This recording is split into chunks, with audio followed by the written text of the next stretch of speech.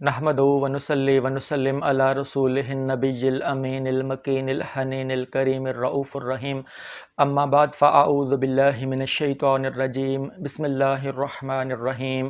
آج مراکز علم کا 8واں لیکچر ہے۔ سب سے پہلے ہم پڑھیں گے تجوید سورہ اخلاص۔ اس کی مشق کرنی ہے اور آپ نے اس کو حفظ بھی کرنا ہے۔ اعوذ باللہ من الشیطان الرجیم بسم اللہ الرحمن الرحیم قل هو اللہ احد اللہ الصمد لم یلد ولم یولد ولم یکن لہ کفوا احد۔ اے نبی مکرم آپ فرما دیجئے وہ اللہ ہے جو یکتا ہے، اللہ سب سے بے نیاز، سب کی پناہ اور سب پر فائق ہے، نہ اس سے کوئی پیدا ہوا ہے اور نہ ہی وہ پیدا کیا گیا ہے اور نہ ہی اس کا کوئی ہمسر ہے۔ ترجمہ و تفسیر۔ مساجد کو فرقہ واریت کی بنیاد پر مخصوص کرنے کی ممانعت۔ سورہ البقرہ کی آیت نمبر 140۔ ام تقولون ان ابراہیم و اسماعیل و اسحاق و یعقوب والاسباط کانوا ھودا او نصارا قل اانتم اعلم ام اللہ ومن اظلم ممن کتم شہادۃ عندہ من اللہ وما اللہ بغافل عما تعملون۔ اے اہل کتاب، کیا تم یہ کہتے ہو کہ ابراہیم اور اسماعیل اور اسحاق اور یعقوب علیہم السلام اور ان کے بیٹے یہودی یا نصرانی تھے؟ فرما دیں کیا تم زیادہ جانتے ہو یا اللہ؟ اور اس سے بڑھ کر ظالم کون ہوگا جو اس گواہی کو چھپائے جو اس کے پاس اللہ کی طرف سے کتاب میں موجود ہے، اور اللہ تمہارے کاموں سے بے خبر نہیں۔ خیرات کرنا گناہوں کی بخشش کا ذریعہ ہے۔ سورہ البقرہ آیت نمبر 268۔ الشیطان یعدکم الفقر ویأمرکم بالفحشاء واللہ یعدکم مغفرۃ منہ وفضلا واللہ واسع علیم۔ شیطان تمہیں اللہ کی راہ میں خرچ کرنے سے روکنے کے لیے تنگ دستی کا خوف دلاتا ہے اور بے حیائی کا حکم دیتا ہے، اور اللہ تم سے اپنی بخشش اور فضل کا وعدہ فرماتا ہے، اور اللہ بہت وسعت والا اور خوب جاننے والا ہے۔ ان تبدوا الصدقات فنعما ہی وان تخفوها وتؤتوها الفقراء فهو خیر لکم ویکفر عنکم من سیئاتکم واللہ بما تعملون خبیر۔ سورہ البقرہ کی آیت نمبر 271۔ اگر تم خیرات ظاہر کر کے دو تو یہ بھی اچھا ہے، اس سے دوسروں کو ترغیب ہوگی، اور اگر تم انہیں مخفی رکھو اور محتاجوں کو پہنچا دو تو یہ تمہارے لیے اور بہتر ہے، اور اللہ اس خیرات کی وجہ سے تمہارے کچھ گناہوں کو تم سے دور فرما دے گا، اور اللہ تمہارے اعمال سے باخبر ہے۔ خذ من اموالہم صدقۃ تطہرہم وتزکیہم بہا وصلی علیہم ان صلاتک سکن لہم واللہ سمیع علیم۔ سورہ توبہ آیت نمبر 103۔ آپ ان کے اموال میں سے صدقہ یعنی زکوٰۃ وصول کیجئے کہ آپ اس صدقہ کے باعث انہیں گناہوں سے پاک فرما دیں اور انہیں ایمان و مال کی پاکیزگی سے برکت بخش دیں، اور ان کے حق میں دعا فرمائیں، بے شک آپ کی دعا ان کے لیے باعث تسکین ہے، اور اللہ خوب سننے والا خوب جاننے والا ہے۔ صدقہ اور خیرات غم و حزن سے نجات کا باعث ہے۔ سورہ البقرہ آیت نمبر 262۔ والذین ينفقون اموالهم فی سبیل اللہ ثم لا یتبعون ما انفقوا منا ولا اذى لهم اجرهم عند ربهم ولا خوف علیہم ولا هم يحزنون۔ جو لوگ اللہ کی راہ میں اپنے مال خرچ کرتے ہیں پھر اپنے خرچ کیے ہوئے کے پیچھے نہ احسان جتلاتے ہیں اور نہ اذیت دیتے ہیں، ان کے لیے ان کے رب کے پاس ان کا اجر ہے، اور روز قیامت ان پر نہ کوئی خوف ہوگا اور نہ وہ غمگین ہوں گے۔ سورہ البقرہ آیت نمبر 274۔ الذین ینفقون اموالہم باللیل والنہار سرا وعلانیۃ فلہم اجرہم عند ربہم ولا خوف علیہم ولا ہم یحزنون۔ جو لوگ اللہ کی راہ میں شب و روز اپنے مال پوشیدہ اور ظاہر خرچ کرتے ہیں تو ان کے لیے ان کے رب کے پاس ان کا اجر ہے، اور روز قیامت ان پر نہ کوئی خوف ہوگا اور نہ وہ رنجیدہ ہوں گے۔ سیرت الرسول صلی اللہ علیہ وآلہ وسلم۔ حضور نبی کرم صلی اللہ علیہ وآلہ وسلم کا نسب مبارک۔ حضور نبی کرم صلی اللہ علیہ وآلہ وسلم کے والد گرامی حضرت عبداللہ رضی اللہ عنہ سے لے کر ابو البشر سیدنا آدم علیہ السلام تک آپ صلی اللہ علیہ وآلہ وسلم کے نسب مبارک کو 3 حصوں میں تقسیم کیا گیا ہے۔ نمبر 1، علم الانساب کے ماہرین کا کہنا ہے کہ آپ صلی اللہ علیہ وآلہ وسلم کے نسب شریف کا پہلا حصہ محققہ ہے، اس میں حضرت عبداللہ رضی اللہ عنہ سے لے کر ماد بن عدنان تک کے نام آتے ہیں۔ خود حضور نبی کرم صلی اللہ علیہ وآلہ وسلم اپنے شجرہ شریف کے اسماء گرامی یہاں تک بیان فرماتے۔ طبقات ابن سعد میں حضرت ابن عباس رضی اللہ عنہما روایت کرتے ہیں، حضور نبی کرم صلی اللہ علیہ وآلہ وسلم جب اپنا نسب مبارک بیان فرماتے تو ماد بن عدنان بن عدد تک بیان کر کے رک جاتے تھے، آگے کا نسب نامہ بیان نہیں فرماتے تھے۔ دوسرا حصہ ماد بن عدنان سے حضرت اسماعیل علیہ السلام تک ہے، لیکن اس حصہ نسب کی درمیانی کڑیوں کے بارے میں اہل انساب اور مورخین کا اختلاف ہے، اور حضور نبی کرم صلی اللہ علیہ وآلہ وسلم اس حصہ کے بارے میں ارشاد فرماتے ہیں، کذب النسابون، نسب بیان کرنے والوں نے اس سے آگے جھوٹ بولا ہے۔ طبقات ابن سعد، ابن سعد الطبقات الکبریٰ میں لکھتے ہیں، ماد سے لے کر حضرت اسماعیل علیہ السلام تک 30-40 کے قریب آباء و اجداد ہیں۔ عدنان کے بعد حضور نبی کرم صلی اللہ علیہ وآلہ وسلم کے نسب مبارک میں اضطراب، ناموں کے پیچیدہ ہونے اور دوسری زبانوں سے عربی زبان میں الفاظ کی تبدیلی کی وجہ سے ہے۔ حضرت ارمیہ کے کاتب رخیہ نے حضرت ماد کا نسب ذکر کرتے ہوئے حضرت ماد اور حضرت ابراہیم علیہ السلام کے درمیان 40 اجداد کا ذکر کیا ہے۔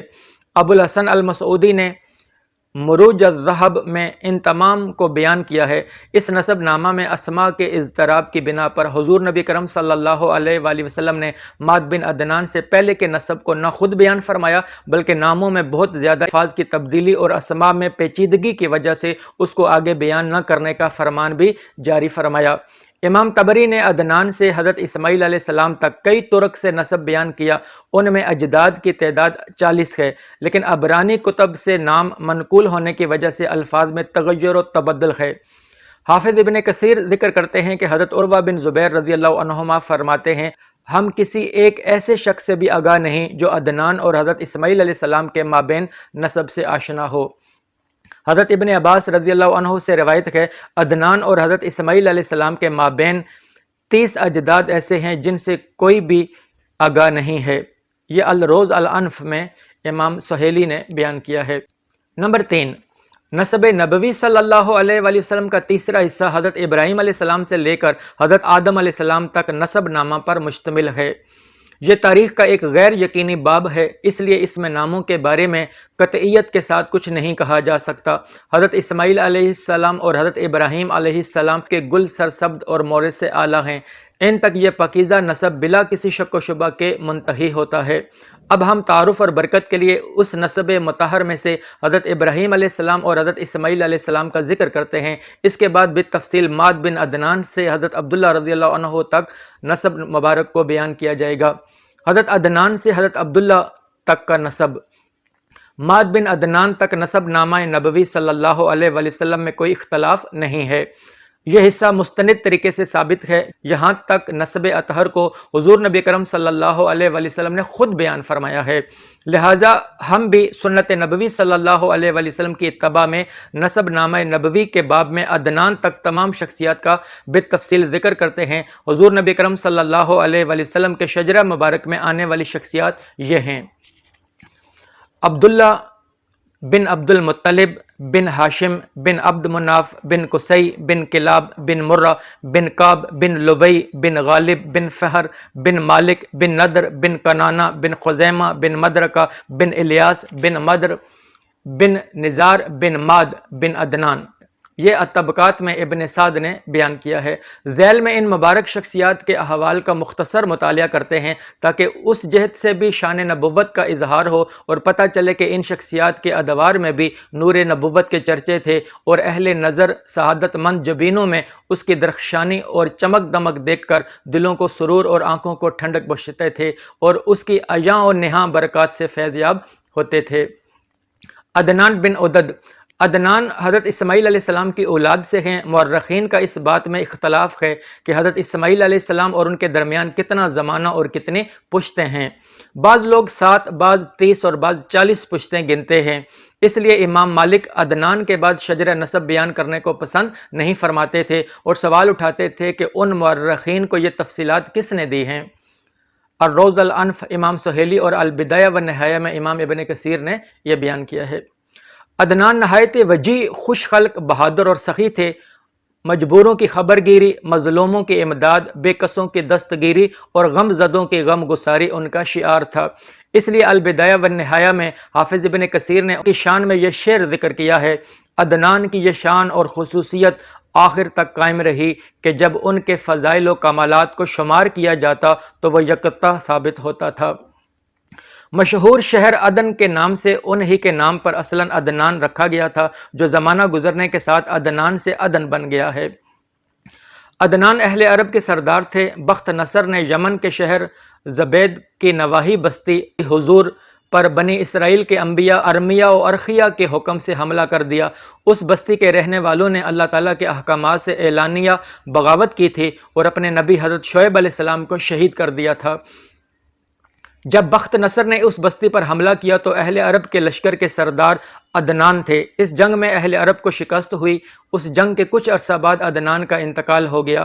ان کی وفات کے بعد اہل عرب مختلف علاقوں میں منتشر ہو گئے، جنہیں بعد ازاں ان کے بیٹے معد نے مکہ مکرمہ میں واپس بلا کر آباد کیا۔ یہ تاریخ طبری میں، تاریخ ابن خلدون میں موجود ہے۔ حضرت عبداللہ بن عبد المطلب رضی اللہ عنہما، بنو ہاشم کے سردار حضرت عبد المطلب کے فرزند ارجمند حضرت عبداللہ رضی اللہ عنہ کا ظاہری حسن و جمال اور رونق و رعنائی کی وادی میں دوم تھی۔ دھیمی طبیعت، پرسکون اور خاموش مگر شگفتہ مزاج، پروقار اور حسن اخلاق کے مجسم تصویر تھے۔ حضرت عبد المطلب کے 10 بیٹوں میں سے نور مصطفیٰ صلی اللہ علیہ وآلہ وسلم اپنے ظہور کے آخری مرحلہ میں حضرت عبداللہ رضی اللہ عنہ میں منتقل ہوا۔ آپ کی شخصیت ظاہر و باطن ہر دو لحاظ سے اپنی مثال آپ تھی۔ یہ سب کچھ قدرت ربانی کا عطیہ اور نور مصطفی صلی اللہ علیہ وآلہ وسلم کی برکات تھیں۔ حضرت عبداللہ رضی اللہ عنہ قریش کے تمام جوانوں میں سب سے زیادہ حسین و خوبصورت اور وجیح نوجوان مانے جاتے تھے۔ رسول اکرم صلی اللہ علیہ وآلہ وسلم کا نور ان کے چہرے پر صاف دکھائی دیتا تھا۔ بعض کا کہنا تھا کہ قبیلہ قریش کے لوگوں کے نزدیک حضرت عبداللہ رضی اللہ عنہ اپنے باپ کی تمام اولاد میں ہر لحاظ سے کامل، سب سے حسین، پاک دامن اور سب سے پسندیدہ و محبوب تھے۔ اللہ تعالیٰ نے ان کے والد کی رہنمائی فرمائی اور انہوں نے اپنے اس خوش نصیب بیٹے کا نام نامی عبداللہ، اللہ کا بندہ و عبادت گزار رکھا۔ حضرت عبداللہ بن عبد المطلب ذبی، اللہ تعالیٰ کی راہ میں قربان ہونے والا کے لقب سے بھی نوازے گئے، یعنی جس طرح سیدنا اسماعیل بن ابراہیم علیہ السلام ذبیح کہلائے، اسی طرح حضرت عبداللہ بن عبد المطلب بھی ذبح کے لقب سے مشہور ہوئے۔ الفقہ، نماز۔ لسان العرب کے مطابق الصلاۃ اسم ہے جو فعل صلی کا مصدر ہے۔ عربی لغت میں یہ لفظ کئی معانی کے لیے استعمال ہوتا ہے، لیکن محاورہ عرب کی روح سے صلاۃ کا قریب تر معنی دعا، نماز اور تسبیح کا ہے۔ لفظ صلاۃ کے متعدد معانی میں سے ایک معنی کسی چیز کو آگ کی تپش میں رکھ کر سیدھا کرنا بھی ہے۔ اوقات نماز۔ تمام عبادات میں تنہا نماز ہی ایک ایسا منفرد عمل ہے جو شب و روز کی کسی نہ کسی ساعت سے متعلق ہونے کی بنا پر ایک باقاعدہ نظام الاوقات کی حیثیت رکھتا ہے۔ اوقات نماز دن اور رات کے تمام اوقات کے جامع ہیں اور ہر نماز فرضیت کے اعتبار سے مقررہ اوقات کی تابع کر دی گئی ہے۔ ارشاد ربانی ہے سورہ نساء آیت نمبر 103، ان الصلاۃ کانت علی المؤمنین کتابا موقوتا، بے شک نماز مومنوں پر مقررہ وقت کے حساب سے فرض ہے۔ نماز فجر۔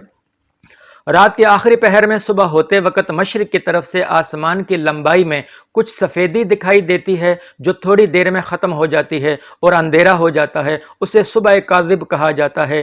اس کے تھوڑی دیر بعد آسمان کے کنارے پر کچھ سفیدی چوڑائی میں دکھائی دیتی ہے جو بڑھتی رہتی ہے اور تھوڑی دیر میں بالکل روشنی ہو جاتی ہے، اسے صبح صادق کہا جاتا ہے، جس سے فجر کا وقت شروع ہو جاتا ہے اور سورج نکلنے تک باقی رہتا ہے۔ جب سورج تھوڑا سا بھی طلوع ہو جائے تب فجر کا وقت ختم ہو جاتا ہے۔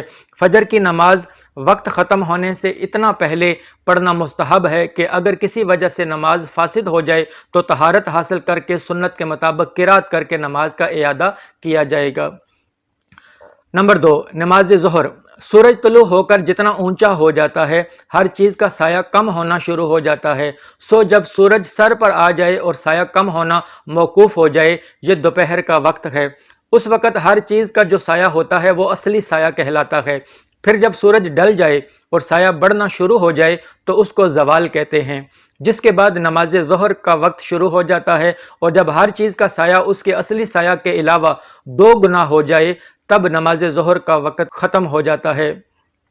لیکن یہ بات ملحوظ خاطر رہے کہ بہتر یہ ہے کہ ظہر کی نماز ہر چیز کا سایہ ایک گو نہ ہونے تک پڑھ لی جائے تاکہ اچانک مصروفیات کی وجہ سے قضا کا خدشہ نہ رہے۔ گرمی میں ظہر کو ذرا دیر سے پڑھنا اور سردیوں میں جلدی پڑھنا مستحب ہے۔ نماز عصر، جب ہر چیز کا سایہ اصلی سائے کے علاوہ اس کے دو مثل یعنی دو گنا ہو جائے تو نماز عصر کا وقت شروع ہو جاتا ہے اور سورج ڈوبنے تک باقی رہتا ہے، لیکن جب دھوپ زرد پڑ جائے تب عصر پڑھنا مکروہ ہے، اور گرمی ہو یا سردی عصر کی نماز میں مطلقاً تاخیر کرنا مستحب ہے تاکہ وقت داخل ہونے کے بعد جو نفل نماز پڑھنا چاہے پڑھ سکے، کیونکہ عصر کے بعد نفل نماز پڑھنا درست نہیں۔ نماز مغرب، جب سورج غروب ہو جائے تو نماز مغرب کا وقت شروع ہو جاتا ہے، اور جب تک مغرب کی طرف آسمان کے کنارے پر سرخی کے بعد سفیدی باقی رہے اس وقت تک مغرب کا وقت باقی رہتا ہے۔ شفق ابیض، سرخی کے بعد والی سفیدی کے بعد مغرب کا وقت ختم ہو جاتا ہے۔ مغرب کی نماز کو اول وقت میں پڑھنا مستحب ہے۔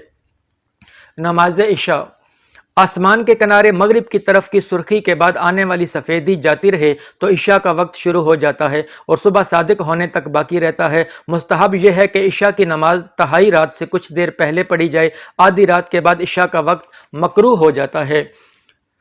وتر، وتر کے لیے مستحب یہ ہے کہ اخیر رات میں تہجد کے بعد پڑھے، بشرط یہ کہ تہجد پڑھنے اور رات کو اٹھنے کا اہتمام ہو، لیکن اگر جاگنے کا اعتبار نہ ہو اور سوتے رہ جانے کا ڈر ہو تو سونے سے پہلے پڑھ لینا چاہیے۔ باقی وتر کا وقت عشاء کے بعد سے لے کر صبح صادق ہونے سے پہلے تک رہتا ہے۔ نیز صبح صادق، طلوع و غروب آفتاب اور زوال آفتاب کا وقت ہر علاقے اور ہر موسم میں یکساں نہیں ہوتا، اس لیے اوقات نماز میں تفاوت اور فرق ہوتا رہتا ہے، لہٰذا مغرب اور عشاء کے درمیانی وقت کی تحدید نہیں کی جا سکتی، کیونکہ اس وقت کی مقدار ماہ ہر علاقے اور موسم میں مختلف ہوتی رہتی ہے۔ تاہم عموماً یہ وقت 1.25 گھنٹے سے کم نہیں ہوتا اور زیادہ سے زیادہ 1.5 گھنٹہ یا 1 گھنٹہ 35 منٹ ہوتا ہے۔ سردیوں میں وقت کم اور گرمیوں میں کچھ زیادہ ہو جاتا ہے۔ چونکہ سایہ اصلی اور ایک مثل یا دو مثل یا مغرب کے وقت میں آسمان کی سرخی اور سفیدی کا سمجھنا عام لوگوں کے لیے دشوار ہے، اس لیے نمازوں کے اوقات کے سلسلے میں جو جنتری ترتیب دی گئی ہے اور جو محقق علماء کرام سے تصدیق شدہ ہے اس سے استفادہ کیا جائے، یعنی محقق اور معتبر شایع دائمی نقشہ اور گھڑی کے مطابق اوقات نماز کا خیال رکھا جائے۔ ممنوع اوقات، 3 اوقات میں ہر قسم کی نماز ممنوع ہے، خواہ فرض نماز ہو یا نفل، ادا نماز ہو یا قضا۔ ان 3 اوقات میں پڑھی گئی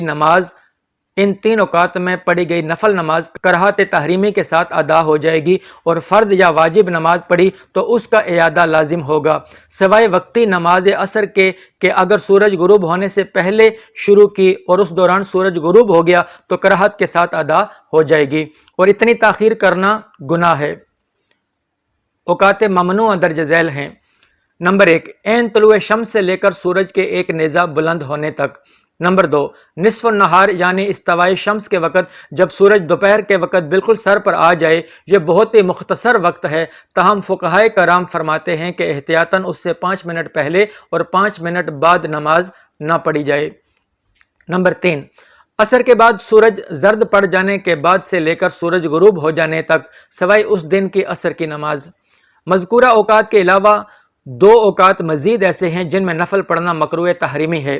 نمبر 1، صبح صادق سے طلوع آفتاب یعنی نماز فجر کا وقت شروع ہونے سے لے کر اشراق کا وقت ہونے تک۔ نمبر 2، عصر کی نماز ادا کرنے کے بعد سے غروب تک۔ ان اوقات میں بھی نفل نماز پڑھنا مکروہ تحریمی ہے، جبکہ فرائض کی قضا پڑھ سکتے ہیں۔